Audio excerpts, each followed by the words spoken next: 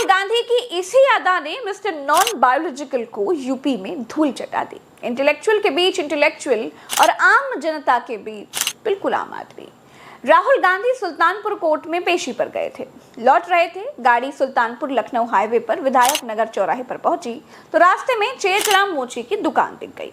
चेतराम टूटी चप्पलें और जूते गांठते बनाते हैं। राहुल गांधी ने गाड़ी रुकवाई और चेतराम की दुकान पर उतर गए।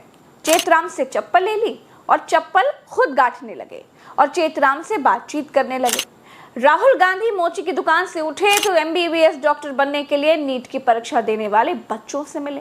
अब आप ही सोचिए कि प्रधानमंत्री तो नरेंद्र मोदी हैं, लेकिन प्रधानमंत्री का काम राहुल गांधी कर रहे हैं।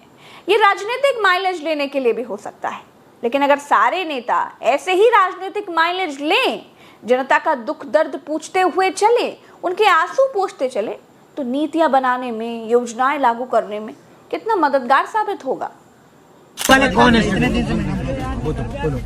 इतने दिन से दिक्कत हो रही है, हम लोग बहुत पढ़ रहे हैं, क्या कर रहे हैं? सोल्यूशन नहीं है। सोल्यूशन आपके मुताबिक क्या है? मेरे मुताबिक फिर से एग्जाम हो। सर एग्जाम हो, वही सोल्यूशन है। यही सोल्यूशन है सर, बहुत बड़े स्तर पे यहाँ पे मतलब। आपने कितनी बार लिया नीट का एग्जाम? सर फर्स्ट अटेम्प्ट था सर, लेकिन अगर कितने वोट कितने आए? सर 621 आए सर। आपको क्या लगता है पेपर लीक हुआ पूरा? जी सर, बिल्कुल। जनता से कटा होना कितना घातक है, ये आप नरेंद्र मोदी से समझ सकते हैं। धरती पर कोई ऐसी जगह नहीं है जहां से मोदी का नाता ना रहा हो, लेकिन कोई ऐसी जगह नहीं है जहां से वो रिश्ता कायम रख पाए हो। आज तक सबको छोड़ा ही है। जिस अग्निवीर योजना का विरोध देश का बच्चा बच्चा कर रहा है, जिस अग्निवीर योजना का विरोध मोदी के अपने एनडीए के लोग कर रहे हैं, इनके अपने रक्षा मंत्री तक बदलाव करने की बात कह चुके हैं, उस अग्निवीर योजना को मोदी सेना को जवान मतलब यंग बनाने का तरीका बताते हैं। खुद तो 75 साल में भी गद्दी छोड़ने के लिए तैयार नहीं है, लेकिन ये चाहते हैं कि अग्निवीर 4 साल में ही नौकरी से बाहर हो जाए। इससे सेना जवान बनी रहेगी। ये सेना को जवान रखने का बड़ा ही निहायती घटिया तरीका है। देश के लिए मर मिटने का जज्बा रखने वाले सैनिकों का अपमान है भाई। अग्निपथ का लक्ष्य सेनाओं को युवा बनाना है। अग्निपथ का लक्ष्य सेनाओं को युद्ध के लिए निरंतर योग्य बनाए रखना है।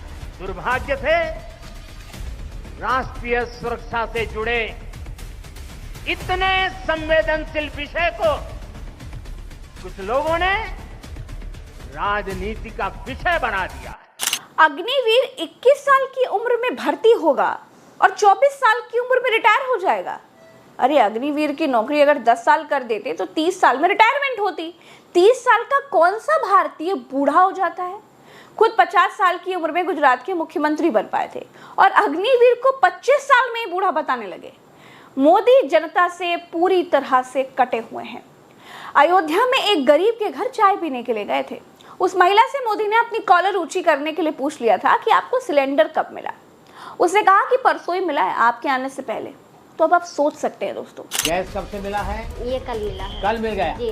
अच्छा, तो गैस चलाना आता है? जी, कल सीखे हैं। जनता से मोदी कितनी दूर है। सब कुछ बनावटी है। उनको मालूम ही नहीं है कि अग्निवीर का एक भी समर्थक युवा इस देश में नहीं है। एक बात कहती हूँ, अगर नेताओं को ये मालूम हो जाए कि राजनीति में करियर सिर्फ 4 साल का ही होगा ना, तो संसद खाली नजर आएगी।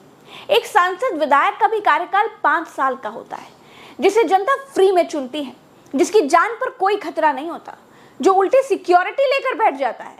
सैनिक हो या सीएम हो या पीएम हो, सिक्योर करियर हर कोई चाहता है। मोदी अपना करियर सिक्योर करने के लिए नीतीश और नायडू को पैकेज बांट रहे हैं। अग्निवीरों को 4 साल बाद मारा फिरने के लिए छोड़ रहे हैं। वैसे तो देश में बहुत सारे घोटाले चलते रहते हैं, लेकिन आजकल सबसे ज्यादा सुनने में आ रहा है आदिवासी हेयर ऑयल के नाम पर हो रहा स्कैम।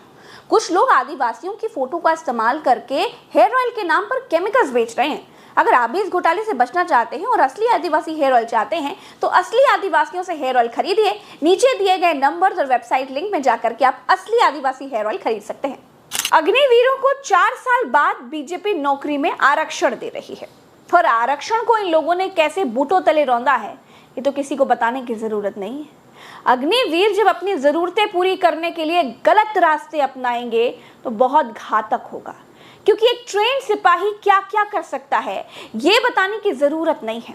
एक खबर का हवाला देते हुए कांग्रेस नेता सुप्रिया श्रीनेट कहती हैं कि छुट्टी पर लौटे अग्निवीर ने हाईवे रॉबरी के लिए एक गैंग बनाया, उत्तर प्रदेश से अवैध हथियार खरीदे, ऐप से टैक्सी बुक करता था और बंदूक के नोक पर लूटने के बाद नंबर बदलकर बेच देता था। ये सिर्फ एक झलक है। आधुनिक हथियारों की ट्रेनिंग के बाद 4 साल में ही 22-23 साल के युवाओं को फिर से बेरोजगार बनाकर छोड़ देने का परिणाम कितना भयावह होगा, इसके बारे में सोचना बहुत जरूरी है।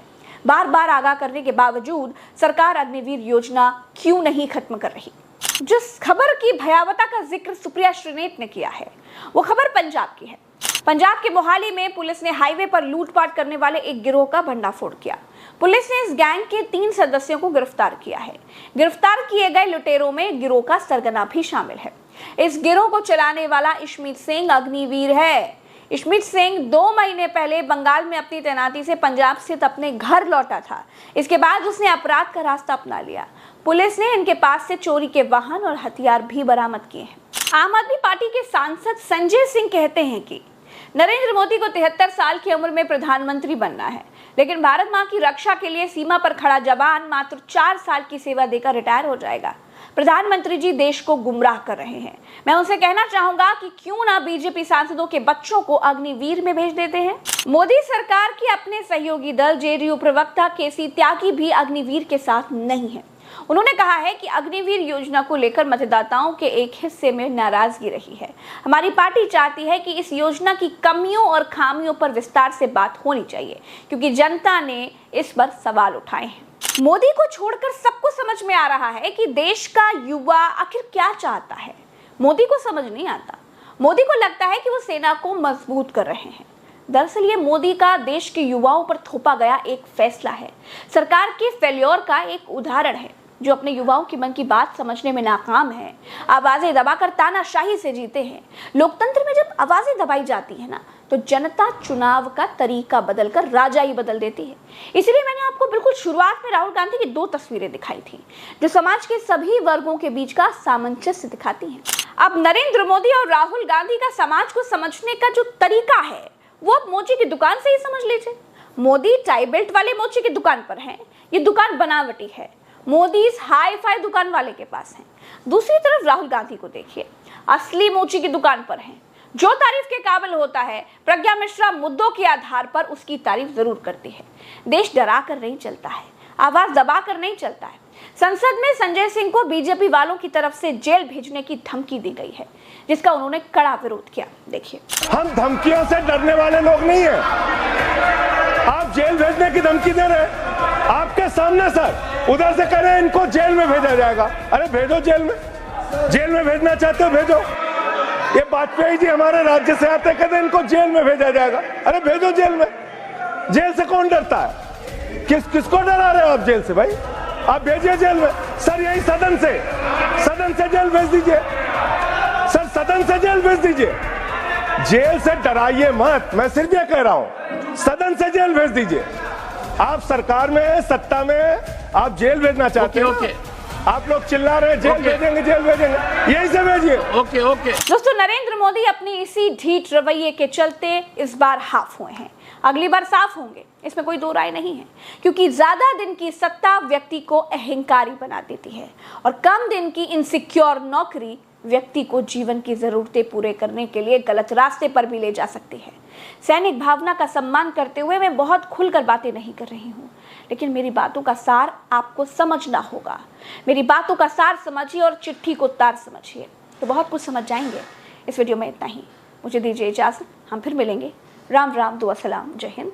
चैनल को सब्सक्राइब जरूर कीजिएगा। आप जितनी तेजी के साथ हमारे साथ जुड़ेंगे, मुझे सच कहने का उतना ज्यादा सामर्थ्य होगा। नमस्कार।